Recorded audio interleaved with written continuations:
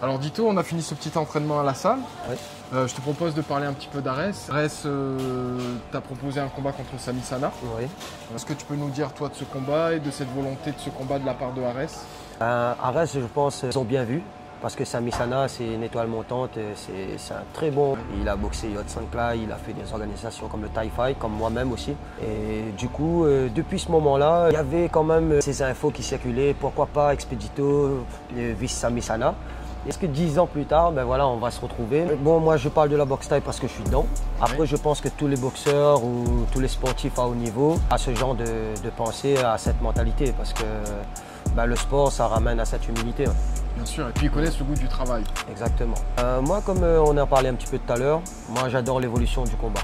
Donc là, il y a ce travail de pied-point qui est debout, il y a ce travail de projection de lutte, il y a ce travail au sol qui est, on va dire, le futur du combat.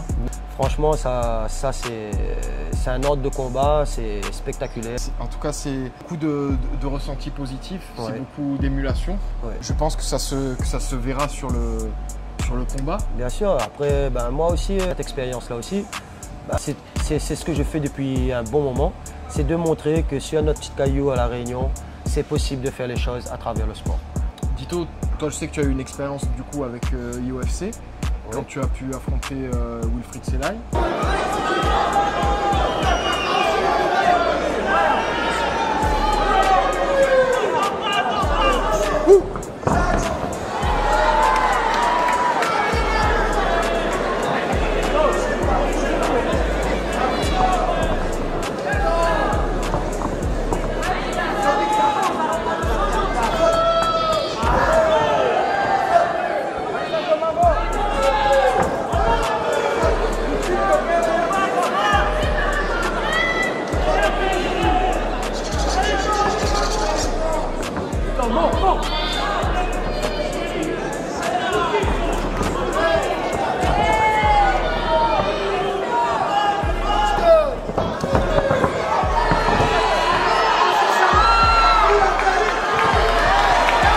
L'homme que tu es à 39 ans, le combattant que tu es à 39 ans, quand il regarde le combat qui a eu lieu sur l'UFC, le recul que tu as aujourd'hui, qu'est-ce que tu pourrais dire?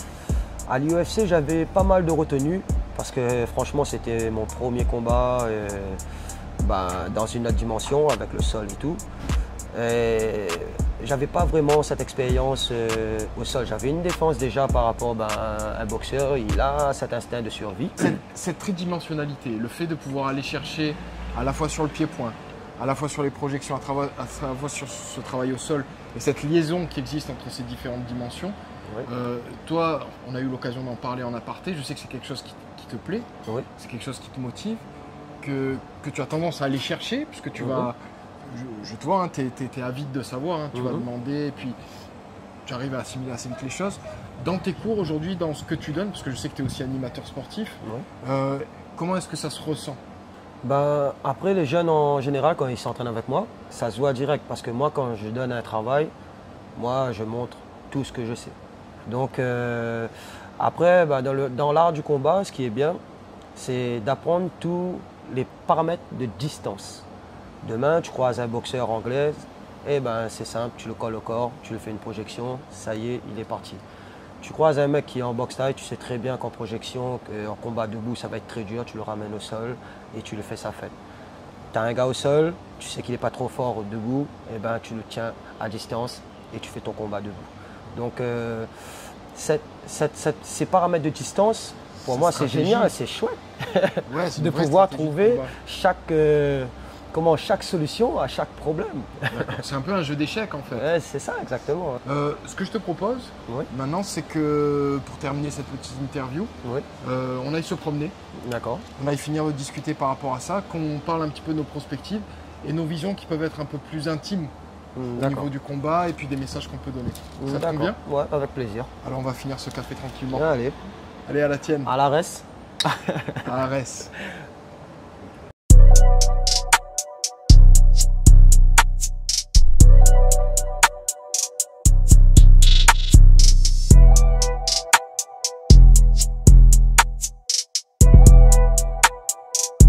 Là, on se retrouve au niveau du Port-Est. Oui. C'est un endroit qui est un peu excentré du centre-ville. C'est la zone d'activité du port, là où les dockers se retrouvent. Moi, je riche en histoire puisque ça fait un petit peu le caractère du port, le caractère docker. C'est un endroit qui est important pour toi, où tu aimes te retrouver. Tu peux nous en parler un petit peu? Ben, ici, ce qui est bien, c'est quand tu arrives ici, ben, tu te retrouves un peu seul. Ouais. Comme tu le vois, il n'y a pas de bruit de voiture, pas de bruit de moto, tu entends la mer et il y a le calme. Donc tu es posé, tu peux réfléchir, tu peux prendre un temps, on va dire une sorte de méditation. Est-ce que tu peux nous parler des gens qui sont aujourd'hui importants pour toi, qui comptent à tes yeux et à ton cœur? Bien sûr, ben, déjà il y a mon père, parce que ben, par malchance, ma mère est déjà partie, ça fait déjà une dizaine d'années. Bien sûr. Après, ben, il y a ma tante qui m'a élevé pas mal aussi le nombre d'années quand j'étais jeune.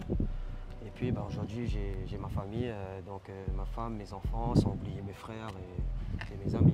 C'est déjà l'IOFC, hein, ben, parce que c'est à travers lui que voilà, j'ai cette connexion avec l'ARES. Je remercie fortement aussi l'ARES de me donner cette chance de participer à cette organisation. Parce que dans ma vie de boxeur, j'ai toujours rêvé de faire une petite carrière en MMA. Ouais. Et aujourd'hui, j'ai cette chance. Et donc moi, personnellement, au niveau côté sportif, après on va voir le résultat après. Hein. Moi, je suis, comment dire, sur urgence. Hein. Ouais, bien sûr. Ah, carrément. Hein.